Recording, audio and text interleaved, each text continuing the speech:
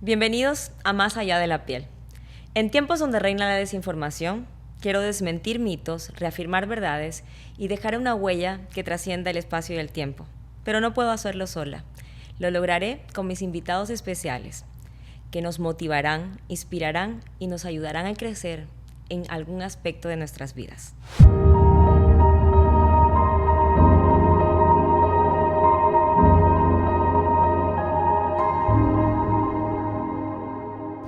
Hoy tengo una invitada muy especial. Es mi primera invitada y viene desde Medellín, Colombia. Es una amiga con la que hice clic desde el momento en que la conocí hace un año, en un lugar remoto, como dice ella. Es mi amiga Pilar Ochoa, con la que hoy vamos a hablar de un tema que es muy necesario tratar, y más en nosotras que somos dermatólogas y nos encontramos en el mundo de las redes sociales a la que muchos temen. Bienvenida, Pili. Hola, Vero, qué felicidad de estar aquí en tu país, en tu tierra y obviamente en tu programa.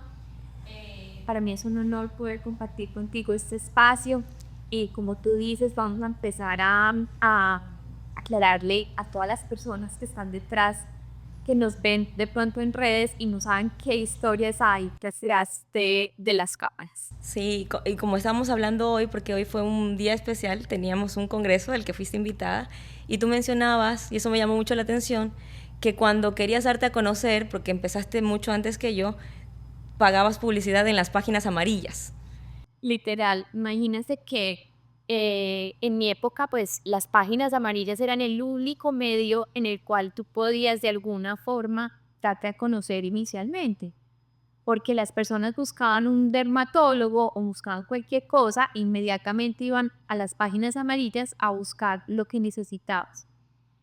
Y obviamente habían otras opciones como eran las revistas o era la radio o de pronto la televisión, pero eran muy costosas. Entonces era como la única forma más económica de uno poder dar a conocer. Eh, Esto fue hace más o menos unos 15 años, cuando casi que arranqué con mi experiencia. Y más o menos como 5 años después conocí unas niñas, digo yo niñas porque eran niñas jóvenes, 25, 30 años, que están incursionando en el mundo de la moda. Empezó todo el cuento de las influencers, los influenciadores en Colombia, y ellos empezaron a ser pacientes míos y todos me decían, Pili, ¿cómo es posible que tú no tienes redes? Yo decía, redes, ¿para qué redes? Y me veía Dora. Y sí, soy doctora, yo no me imagino tomándome fotos. Vengo de una universidad que era muy, muy conservadora y obviamente el médico está estipulado como una persona que debe ser seria, compuesta, donde solo debe haber contacto directo con tu paciente. Y me di cuenta que ellos me decían, si vas a querer ver personas más jóvenes, las páginas amarillas van a tender a desaparecer. Yo lo veía absurdo. O sea, pues, ¿cómo va a desaparecer si esto lleva más de 50 años en el medio? Y tienes que darte a conocer. Y por eso fue que empecé en el mundo de las redes. Eh, ¿Y cuál fue tu primer post? ¿Te acuerdas? Mira, duré mucho tiempo, no me acuerdo exactamente mi primer post, es una buena pregunta, la voy a buscar. Ya. Pero sí empecé, en esa época se usaba mucho como fotos sobre superficies. Entonces, hacer como diferentes fotos con fórmula, como las fórmulas, el lapicero, con tus manos, o Ok. poniendo cremas, como unos bodegones. Era como lo que estaba de moda en su momento. Y estas influencers me enseñaban, obviamente, cómo cuadrar mis fotos. Y yo hablaba sobre tratamientos, pero yo nunca aparecía. Era muy renuente aparecer porque todavía no me sentía confiada de aparecer en redes. Y en algún momento me tomé unas fotos con estas personas y la compartí en mis redes y fue como el boom, literal. Y ahí me dijeron, te dijimos, o sea, a la gente le gusta ver es la cara. Sí, a mí me pasó igual. Yo creo que mi primer post era de un rostro envejecido y como que un rostro juvenil, pero no era yo. Y luego subía casos antes y después. y yo no subía mi rostro. Y cuando ya subo una foto mía en un evento, tuvo full likes, me empezaron a seguir más personas y me di cuenta que a la gente le gusta conocer la cara detrás que hay en una página, porque hay muchas personas, porque no es solo una marca, no estás vendiendo ropa. Y es feo decir la palabra vender, pero estás ofreciendo un servicio y si no muestras tu rostro, la gente no va a saber con lo que se va a encontrar. Y yo me llamó mucho la atención porque hace poco estuve en Bogotá en un congreso y alguien experto en redes preguntaba, y eso te lo comentaba, ¿cuántos médicos están en redes sociales? Y ahora casi la mayoría del auditorio levantó la mano, pero él pregunta, ¿cuántos sienten que están muriendo en el intento? Y más de la mitad levantó la mano. Y luego hizo una pregunta y dijo, ¿a cuántos de ustedes les llegan pacientes por las redes sociales? Y también más de la mitad levanta la mano. Pero luego pregunta, ¿y a cuántos no les vuelven los pacientes a la consulta? Y también un número importante levantó su mano y a mí me llamó mucho la atención. Y es lo que conversábamos, es que también hay que ver qué quieres mostrar, porque si tú piensas que para aparecer en redes tienes que ser divertido y para ti la diversión es bailar o hacer alguna payasada, estás pensando mal, porque divertirte es hacer algo que a ti te guste, no que le guste a otro y que se le dé a otro bien, porque si a uno le gusta bailar y ser gracioso, tal vez no es lo mío. Yo no me veo, como tú dices, tú eres seria, pero me gusta tu contenido y yo pueda que sea un poco más extrovertida, pero no significa que yo voy a estar bailando en las redes. Y ese es el concepto que tienen muchas personas que aún se niegan, que se niegan a las redes, a estar en redes sociales. Y no sé qué piensas tú también de eso, porque creo que eso influye en el momento que llega un paciente a tu consulta y se encuentra con que el doctor no era tan divertido, sino que lo obligaron a hacer ese TikTok o ese reel. Mira que después de pandemia estaba en mi casa y mi hija estaba con sus amigas y empezaban a discutir sobre temas sobre piel. Y yo las escuchaba y yo decía, sí, ¿de dónde sacaban esa información? Es totalmente errada. Entonces me dijeron de tal red social. Yo les dije, pero ustedes, ¿por qué están viendo eso si yo estoy acá? Y mi hija me hizo un comentario que me hizo como medio despertar y me dijo, si tú tienes el conocimiento y no lo compartes, ¿cómo quieres que nosotros lleguemos a tu conocimiento? De alguna forma te tienes que modernizar. Y yo, a partir de ese momento, yo dije, tiene toda la razón. O sea, los médicos nos quedamos atrás en el sentido de que nunca quisimos como salir y hablar sobre las verdades, sobre lo científico. Sobre desmentir mitos. Exacto, y dejamos que ese espacio lo cogieran de pronto personas que no estaban experimentadas o no tenían el conocimiento científico, ¿cierto? Y obviamente ya encontramos muchos temas en pie y que muchas veces no son ciertos y son personas que hablan sobre su experiencia, cosas que quieren vender, entonces se vuelve muy complejo saber a quién le creo y a quién no. Y a partir de ese momento dije, ¿sabes qué? Voy a hacer un canal de YouTube. O sea, yo no tenía la menor idea de cámaras, me daba... O sea, que ahí nació la idea del canal de YouTube. Y ahí nació la idea del canal de YouTube. No podía ver una cámara porque me daba pena, me tocaba repetir todo 20 veces, o sea, era muy complejo. Pero dije, o sea, esa va a ser como mi forma de devolverle a la sociedad lo que yo sé. Que también muchas veces como médicos a veces queremos como guardar el conocimiento porque no queremos que todo llegue a otros, ajá, porque quiero el paciente para mí. Si lo comparto ya no viene a mi consulta. Exacto, y yo dije, no, voy a crear algo diferente y voy a instruir a las personas a que no hagan las locuras que a veces uno, me imagino que a ti también te sucede, que hacen unas cosas en casa o que empeoran la enfermedad o se hacen daño porque no saben qué es verdad y qué no es verdad. Porque vieron que una persona que no era médico compartía información que no conoce y que habla de algo que tal vez le funcionó a él, pero que no le va a funcionar a otra persona.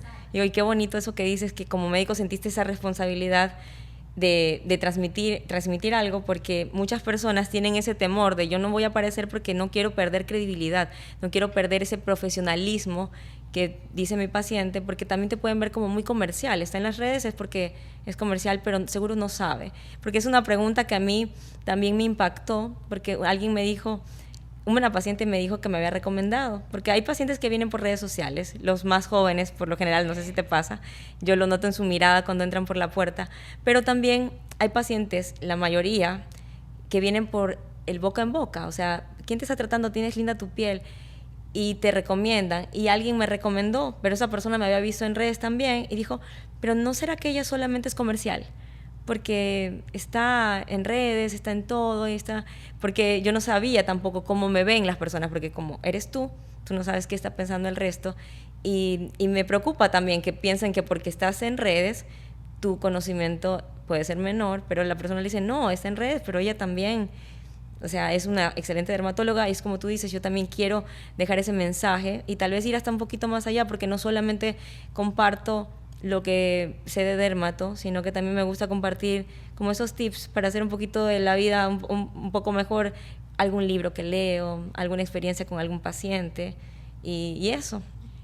Mira que lo que tú dices es muy cierto en el sentido de que uno de los miedos que más yo tenía posiblemente no era ni siquiera la audiencia, eran mis mismos colegas, porque a veces somos muy duros y muy críticos entre nosotros mismos. Pero yo creo que dejé como todo eso a un lado y me focalicé en las personas que me necesitaban. Inclusive, muchas veces las personas que me ayudan a grabar mis videos me dicen, habla de productos, recomienda la crema, da el tratamiento completo. Y eso sí, me he negado a hacerlo. No sé si estoy siendo demasiado conservadora o drástica en la decisión, pero yo no quiero perder esa parte de educación y empezar a generar contactos de pronto que me hagan ver como que estoy recomendando un producto en particular porque de pronto hay algo económico detrás. Ya. Entonces, no significa que los que lo hagan esté mal, es como lo que hablábamos hoy, es yo cómo me siento y cómo es Pilar Ochoa. Entonces, yo siempre decía, pero ¿cómo hago para hablar más animado, más extrovertido? Yo hablo muy lento, hablo mucho con las manos. Y ellos me decían, no puedes cambiar eso. Tienes que ser tú, porque van, lo que tú decías, van a ir al consultorio y van a ver una persona totalmente distinta. Entonces, yo pienso que lo más importante con redes es uno ser quien uno es, porque finalmente ese es el tipo de pacientes que vas a traer. Claro. Vas a traer personas que se relacionen con tus pensamientos, con lo que tú eres, con lo que tú quieres proyectar. Sí, estoy totalmente de acuerdo. Sabes que yo, en cambio, mis pacientes jóvenes, ellas me piden doc y me preguntaban. Yo me acuerdo que tenía un producto de una marca que siempre se confundían el jabón porque se parecen los colores y usaban el de piel seca en piel grasa. Entonces se me ocurrió la idea de, a ver, voy a aclarar esto. Y empecé a hablar y no es que ciertas marcas te dan, pero creo que era bueno aclarar esas diferencias y sí, yo sí soy de las que a veces menciono productos para que los pacientes sepan un poco qué contienen y yo creo que eso también habla de la diversidad de nosotras, de que tú ves que a una la caracteriza una cosa, que una habla de una forma, pero eso es lo bonito de esta, que no es competencia, este es como un compañerismo, porque estar aquí, conversar, eso es verdad, a veces uno le teme a la opinión que tiene tu propio gremio. Sí, porque hay muchas personas que te pueden juzgar, ¿por qué lo está haciendo? ¿Por qué hace esto? ¿Por qué lo de acá? Pero tal vez después esa persona ya empieza y están tal vez un poquito con temor y por eso tal vez la crítica antes. Y yo creo que las redes sociales, así como tal vez a veces hacen daño, porque también hablamos de eso, de la comparación, el mirarte, el compararte, porque ya vienen diciéndote quiero lucir así, doctora, o el uso de tantos filtros, también te ayuda a educar, a acercarte a que las personas te conozcan como mostrándote como tú eres, para que el paciente no se decepcione y encuentre a la doctora que encontró en redes. Y algo muy lindo que me dijo una paciente, algunos me lo han dicho, pero alguien me dijo, doctora, usted es como me la imaginé. Y eso es lindo, porque te eligen, y que me elijan por Instagram, porque ellos dicen, ay, es que la vi en Instagram y me gustó su perfil, me gustó lo que comparte, y yo creo que eso también te pasa a ti. Yo no podía creer que eso fuera cierto. Yo decía, pero qué tipo de personas van a llegar a donde mí. O sea, a mí eso me parecía un mundo totalmente irreal. Y me di cuenta que me llevaban eran personas que eran muy afines a mí, personas que estaban buscando como el mismo estilo de belleza o estaban buscando, eh, no sé, cierto cariño o cierta aura. O sea, yo no podía creer que detrás de una imagen hubiera aquí, sí, literal, porque a veces me llegan los pacientes y me dicen, doctora, la piller por redes, eh, habían otras personas, pero la escogió usted. Y yo siempre digo, ¿por qué me escogiste a mí? Miren, no, por la forma como usted habla o por la forma como explica. O sea, lo que tú dices, cada una tiene su forma de llegar a las personas. Y yo pienso que es muy chévere no poder ser auténtico. O sea, eso es lo que nos define como personas y eso es lo que las personas también buscan detrás. Total, sabes que eso es como que la clave del éxito. Una de las claves del éxito es mantener esa autenticidad, porque tú puedes inspirarte en una persona, puedes decir, ay, me gusta lo que ella está haciendo, pero no puedes copiar, porque tú tienes que tener tu criterio, tienes que tener eso que te hace único, que tú dices, bueno, yo quisiera hacer esto, pero el de acá está haciendo algo así, bueno, yo voy a hacer algo diferente, porque algo que también ocurre es que ya cuando empiezas a crecer o ya empiezan a compararse, ya uno tiene que entender algo, uno tiene que no compararse con nadie. Cuando tú empiezas a mirar otro lado y ves que a alguien le está yendo bien y no te estás alegrando por eso, ahí hay un problema. Hay un problema serio porque es lindo alegrarse por lo bien que le va a alguien, aunque le esté yendo súper bien a un colega. Yo cuando veo tus cosas, uno se alegra cuando es una amiga, y cuando las personas empiezan a mirar así y no viven su realidad, yo creo que hay un desenfoque y que la autenticidad es la clave para que una persona tenga éxito. Eso que te hace único e irrepetible, pero que también hay personas que tienen esa afinidad. Los pacientes llegan y yo creo que a tu vida llegan personas muy afines. El aura, como tú dices, vienen y dicen, ay, qué bonito que se siente este lugar, qué linda vibra la suya, doctora, y ahí a veces están golpeándome la puerta o me mandan mensajes, te estás demorando mucho con el paciente, pero a veces uno se queda ahí, inevitable. Una vez me pasó algo con una paciente. Tenía una paciente que me estaba contando una historia de vida muy dura y obviamente pues uno piensa que uno se va a demorar X, Y, Z tiempo con este paciente, más o menos uno organiza su agenda, pero la paciente empezó a llorar y yo empecé a llorar. Ay, yo soy exactamente igual. Entonces, claro, yo le escuchaba la historia, yo no podía decirle, mira, ya pasaron 15 minutos, ya me toca irme porque tengo otra paciente esperando. Cuando, pues obviamente la paciente se calmó, le dije que le íbamos a dar una bomba aromática para que pues no se fuera así, todo el cuento. Cuando pasé a la siguiente paciente, la paciente está muy alterada porque me había esperado 20 minutos. Entonces mismo, debo 20 minutos esperando, mi cita era, no sé, a las 2 de la tarde. Yo me sentí como tal mal porque yo decía, uno a veces no sabe qué hay detrás de las personas. Yo le dije, ¿sabes cuál es el inconveniente? Es que yo aquí trato pacientes, yo no trato clientes. Y ahí es donde también tenemos que ver la diferencia. Lamento haberme demorado, pero hay situaciones que uno no puede manejar.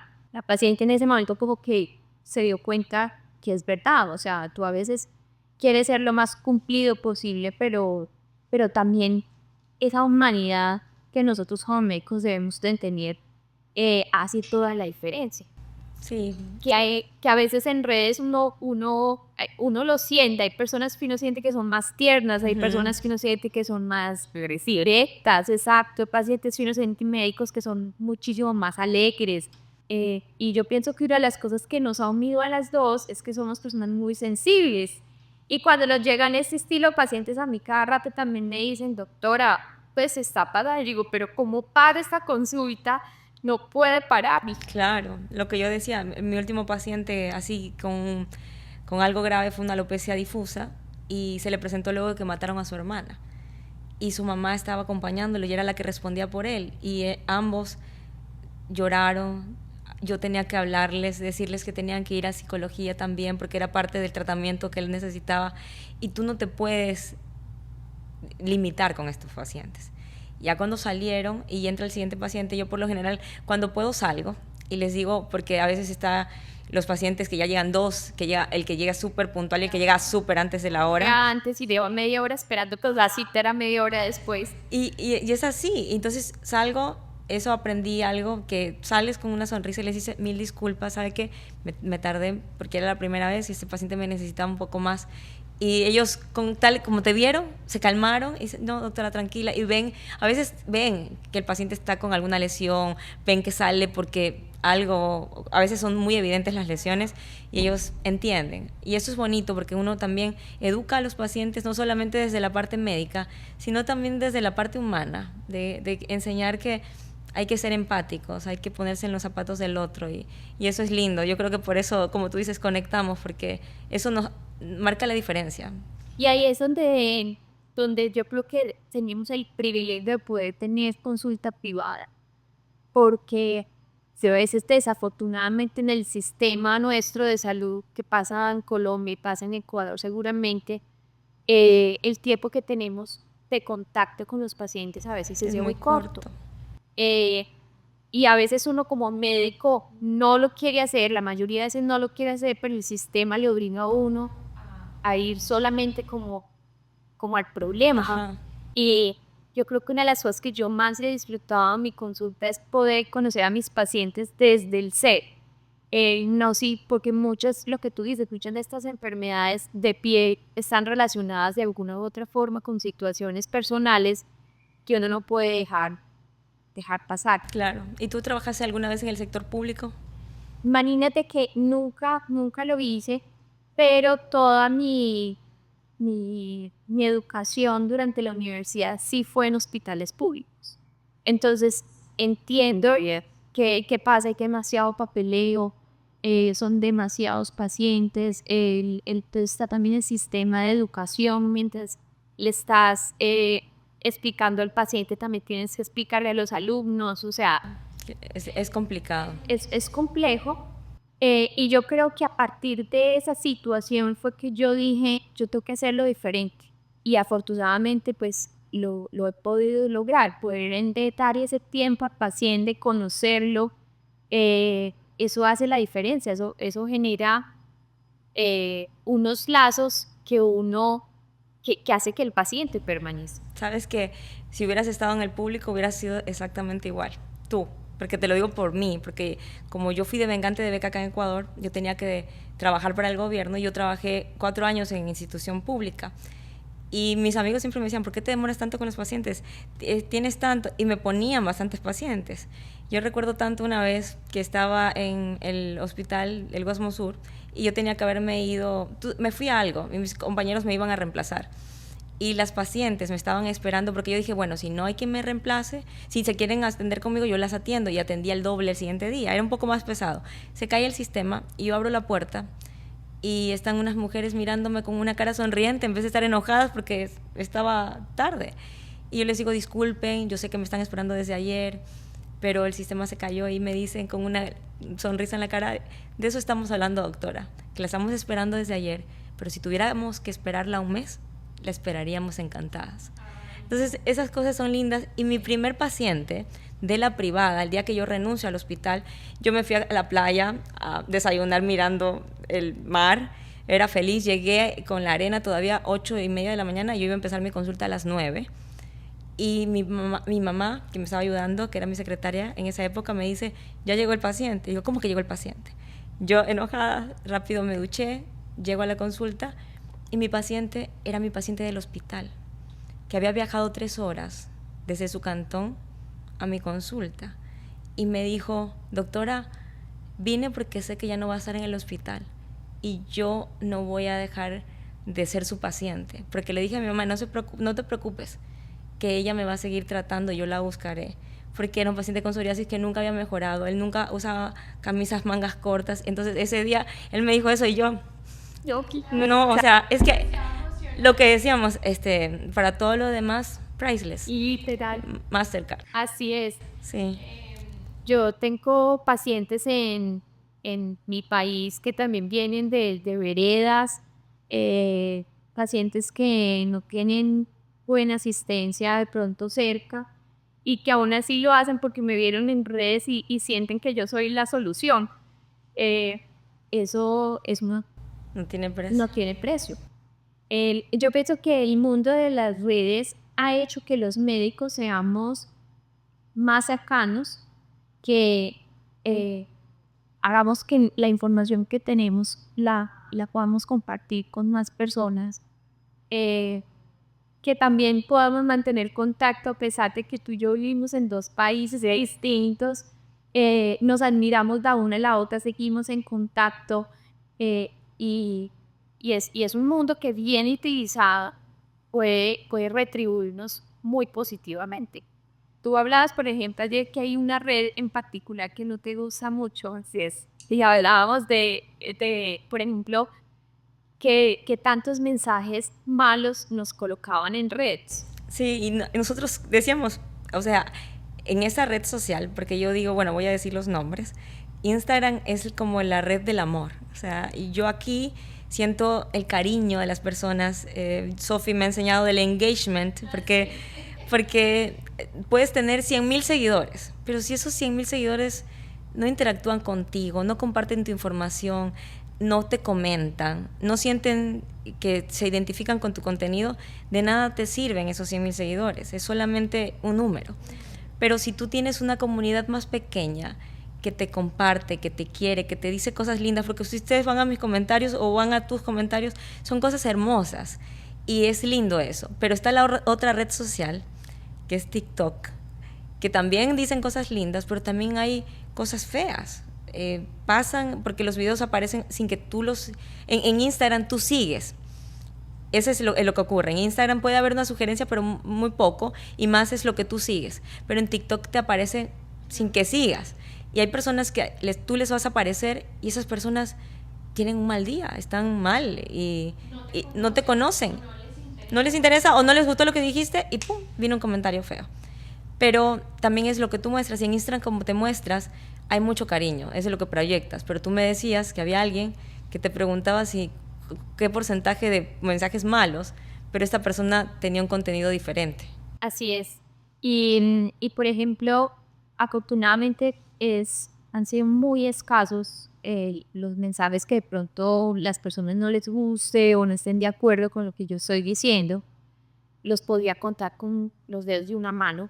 Pero esa persona me preguntaba cuántos mensajes de odio tenía yo en mis redes y yo le decía, pues, sí o muchos, muy escasos, incluso casi que me acuerdo de ellos.